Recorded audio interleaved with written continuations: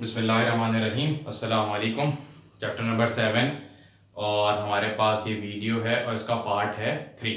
ठीक है, मास ऑफ अर्थ हमने कर ली और हमने तमाम डेफिनेशंस कर ली हैं। ठीक है, पार्ट 3 में हमने क्या करना है, हमने ऑर्बिटल वेलोसिटी की वैल्यू बताई। याद रखो, कभी कभार ये वाला सवाल आ जाता है, कभी कभार हमारे पास मास ऑफ अर्थ आ जाता है। मास ऑफ अर्थ ज़्यादा इंपॉर्टेंट है बनिस्बत इसके।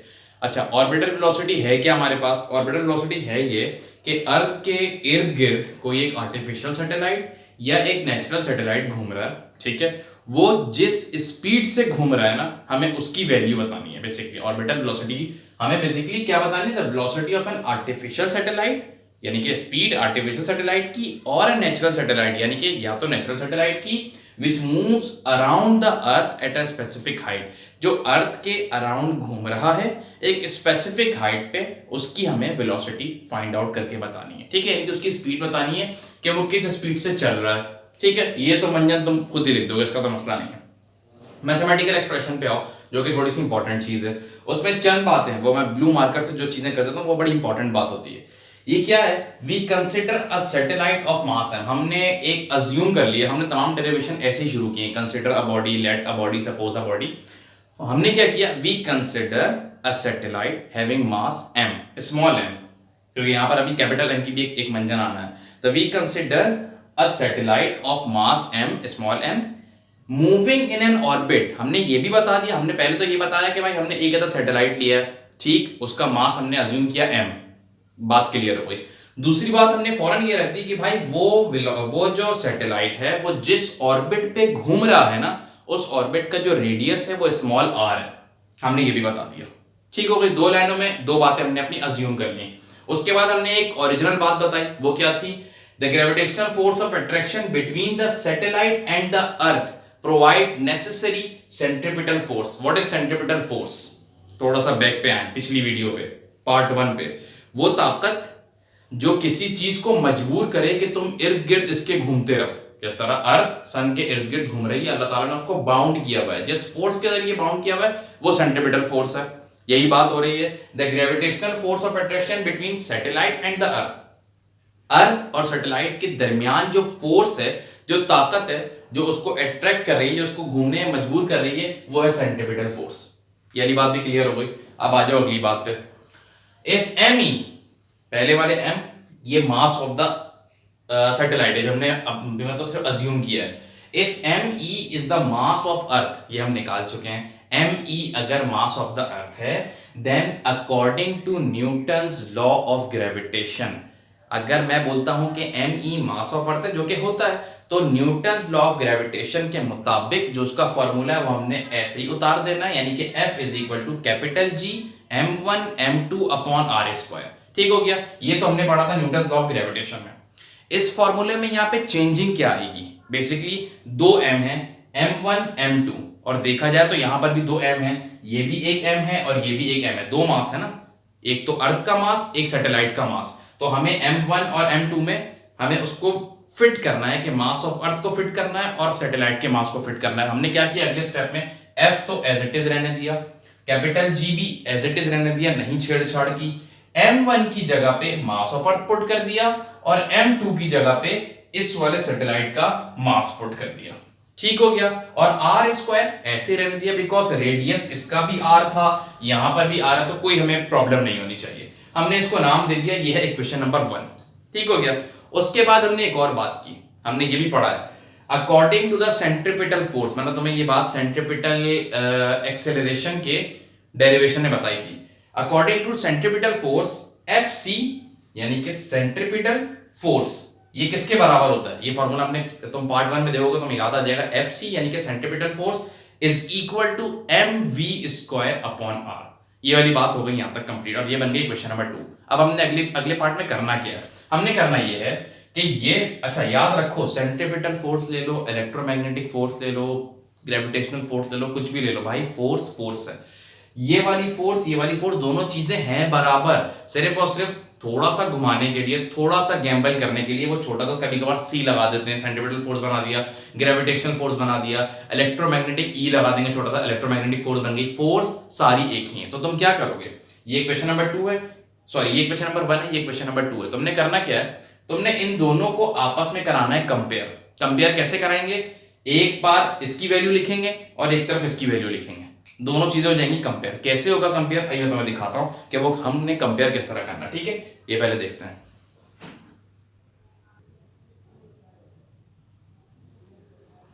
अच्छा भाई, हमने वहां तक की बात कर ली थी कि हमने एक इक्वेशन बनाई थी एफ की, यानी कि ग्रेविटेशन फोर्स वाला एफ था और एक था सेंट्रीपिटल फोर्स।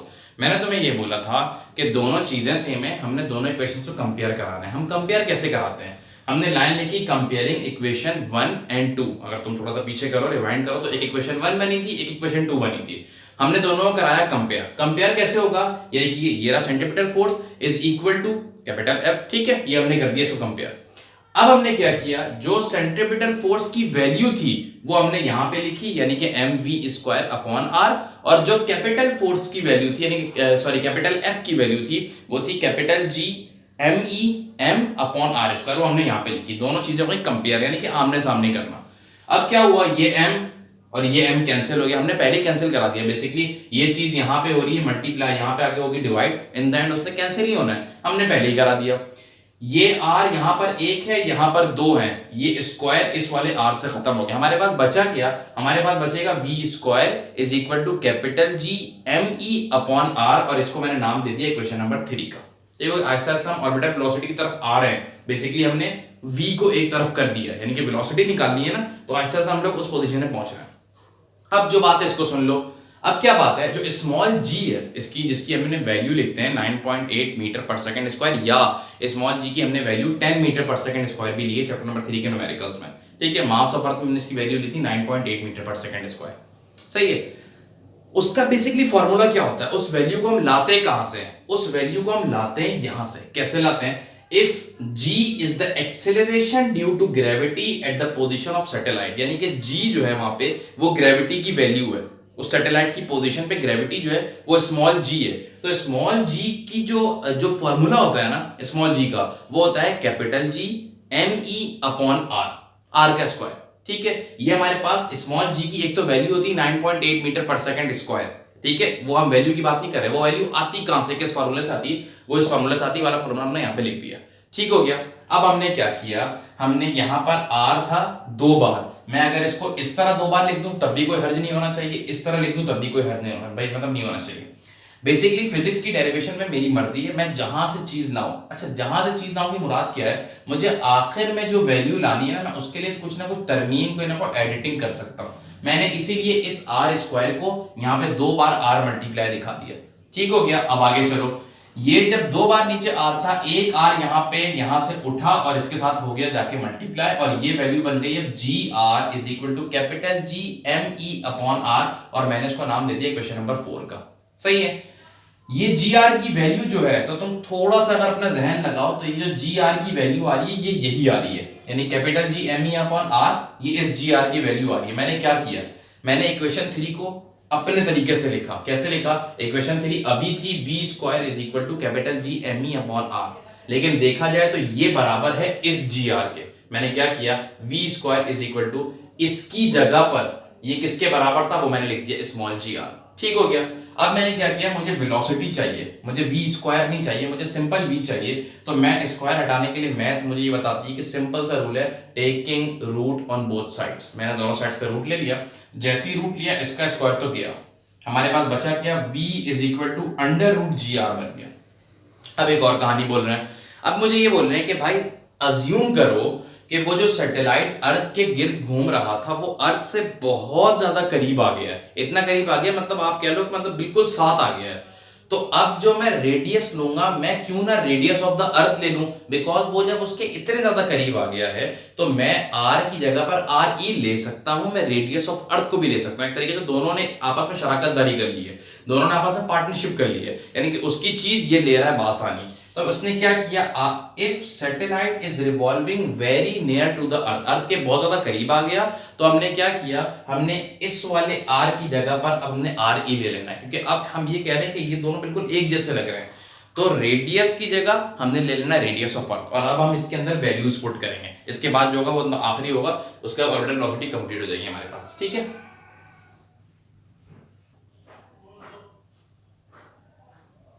अच्छा भाई लास्ट स्टेप इस वीडियो का हमारे पास क्या है, कि हमारे पास सारी चीज़ें हो गई, ऑलमोस्ट सब चीज़ें हमने कंप्लीट कर ली हैं। अब जो मैंने बात की थी कि वो जो सैटेलाइट है वो बहुत करीब आ चुका है, जब वो करीब आ गया तो हमने रेडियस की जगह रेडियस ऑफ द अर्थ ही ले लिया, अज्यूम कर लिया, ठीक है। तो v is equal to under root ji R E हो गया, जी आर पिछले वहां पर हो चुका था, अब ये जी आर ई हो गया। अब मैंने क्या किया, from the above formula the orbital velocity has been calculated as, इन दोनों की वैल्यू मुझे फिजिक्स ने बताई है कांस्टेंट होती है। क्या होती है? स्मॉल जी की वैल्यू तो मास ऑफ अर्थ में भी लिख चुके हो कि 9.8 मीटर पर सेकंड स्क्वायर होती है, और आर ई यानी कि रेडियस ऑफ द अर्थ की वैल्यू होती है 6.4 मल्टीप्लाई बाय 10 की पावर 6 मीटर। ये दोनों चीजें हमें कांस्टेंट पता है। हमने क्या किया, हमने सिर्फ इसके अंदर वैल्यूज पुट कर दी, 9.8 और 6.4 मल्टीप्लाई बाय 10 की पावर 6, ठीक है। अब इन दोनों को सिंपल मल्टीप्लाई करवाया, 9.8 और 6.4 को, और 10 की पावर 6 को ऐसे ही रहने दिया। उसके बाद क्या किया हमने इनको जब मल्टीप्लाई करवाया तो 62.72 मल्टीप्लाई बाय 10 की पावर 6 आ गया। जब इसको तुम रूट के अंदर रखोगे तुम्हारे पास वैल्यू आएगी 7919.59 किलोमीटर पर सेकेंड। ये लिखोगे तब भी सही है, और अगर ये बुक वाली वैल्यू लिखते हो जो बुक के अंदर दी हुई उन्होंने 7920 किलोमीटर पर सेकेंड, उन्होंने बेसिकली राउंड ऑफ करके दे दिया, ये भी सही है और ये भी सही, ठीक हो गया। ये हमारे पास ऑर्बिटल वेलोसिटी की कहानी हो गई, खत्म हो गई। अच्छा, ये एक तो ये जो इसकी वैल्यू है ना, ये एमसीक्यूज के लिए बहुत ज्यादा इंपॉर्टेंट है, ठीक है। एमसीक्यूज में अक्सर ऐसा दिया था कि orbital velocity has been calculated at this, वो बहुत सारे 4 ऑप्शन दे देंगे, एक ये भी होगा, ये नहीं होगा, ये तो लाजमी होगा, तो इसको याद रखना। बेसिकली मैंने कैलकुलेट करने के लिए निकाला था, तो देन मैंने बताया, वरना इसकी जगह अगर तुम ये लिखते हो तब भी सही समझा जाएगा, गलत नहीं समझा जाएगा, ठीक हो गया। अच्छा, ये हमारे पास ऑर्बिटल वेलोसिटी की कहानी कंप्लीट। अब हमने इंशाल्लाह इसके न्यूमेरिकल्स करने हैं। इसमें एक और डेरिवेशन है वैल्यू ऑफ जी की, ठीक है, लेकिन मैं फिर बता दूं वो इस बार इंपॉर्टेंट नहीं है, लेकिन फिर भी जब एंड में टाइम बचेगा तो हम उसको कंप्लीट करेंगे, ठीक है। एक तो ये बात हो गई। एक और किसी ने वेक्टर से रिलेटेड बात की थी कि रेजोल्यूशन ऑफ वेक्टर मेरे ख्याल में इंपॉर्टेंट है, बिल्कुल इंपॉर्टेंट है, उसके लिए परेशान ना, उसको भी इंशाल्लाह बीच में किसी भी दिन टाइम मिलेगा, उसको भी हम प्ले लिस्ट में मैं डाल दूंगा चैप्टर नंबर 5 के, और वहां से तुम उसको जाकर पकड़ सकते हो बआसानी, ठीक है। ये हो गया। अब इस चैप्टर में सिर्फ और सिर्फ न्यूमेरिकल्स रह गए हैं, इसको वीडियोस को पॉज करके सारी चीज़ें देख लेना, छाप लेना, बिल्कुल बेहतरीन लिखा हुआ है, कहीं कोई गलती नहीं है। इसको करोगे इंशाल्लाह किसी भी टेस्ट में, किसी भी स्कूल से, किसी भी कोचिंग से टेस्ट दे रहे हो, कहीं भी कोई भी तुम्हारी गलती नहीं पकड़ेगा, ठीक है, ये मैं गारंटी बता रहा हूँ। अच्छा, किसी ने मेरे ख्याल में शायद कमेंट किया था कि आप ट्यूशन देते हैं, भाई ट्यूशन छोड़ो, यहाँ पर इसको समझो, ठीक है, बेला वजह पैसे फेंकने की जरूरत नहीं है, अपना काम यहाँ से चलाओ। और भी किसी सब्जेक्ट है मसला हो, मैं कोशिश करूँगा कि मैं उर्दू, इस्लामियात, पीएसटी, इनको भी थोड़ा थोड़ा तुम लोगों को बता दूँ चीज़ें। अगर कोई अपना ही कोई ग्रुप बना लो, कोई यहीं पर कुछ कमेंट्स में, मतलब एक दिन डिसाइड कर लो कि उस दिन पीएसटी कुछ इंपॉर्टेंट बता दूंगा, कुछ उर्दू के बता दूंगा, कोई सवाल है और उसका समझना हो मैं वो भी समझा दूंगा, ठीक है। मैथ्स के लिए जो है ना, मैथ्स के लिए पूरा एक शेड्यूल बनाना पड़ेगा यार, और उसके बाद आके उसको समझाना पड़ेगा। उसके लिए मैं चाह रहा हूँ पहले ये कंप्लीट हो जाए किसी तरह जल्द अज जल्द, ठीक है, और उसके बाद फिर मैथ्स में मैं थोड़ा सा आ जाऊँ, क्योंकि इसके फिर मैंने 10 ईयर के न्यूमेरिकल्स भी करने हैं, 10 ईयर के डेरिवेशंस भी, न्यूमेरिकल्स करेंगे, डेरिवेशंस तो इतनी ज़्यादा फिर हम कर चुके हैं तो हम उसको फिर से करने की जरूरत नहीं है, ठीक है। लेकिन दूसरे सब्जेक्ट से रिलेटेड जैसे इंग्लिश, उर्दू, इस्लामियात, पीएसटी, भाई बिल्कुल मेरी गिरफ्त में है, तो मुझे जो सवाल बोलोगे मतलब उसको ऐसे एक्सप्लेन कर दूंगा कि तो उसके बाद तो बिल्कुल बेहतरीन तरीके से 3-4 पेजेस के नोट लिख सकते हो पीएसटी में। कॉन्स्टिट्यूशन हो गया, उर्दू में शेर की तशरीह हो गई, गज़ल हो गई, आपके नसर निगार हो गए, शायर निगार हो गए, ये सब मैं तुम्हें बेहतरीन तरीके से समझा सकता हूँ, ठीक है। उसके लिए एक दिन डिसाइड कर लेंगे इंशाल्लाह, और फिर उस दिन उसको कंप्लीट कर लेंगे, ठीक है। इंशाल्लाह अब इसके नेक्स्ट पार्ट में हम इसके न्यूमेरिकल्स करेंगे, और इसको देखो आराम से, और ठीक है।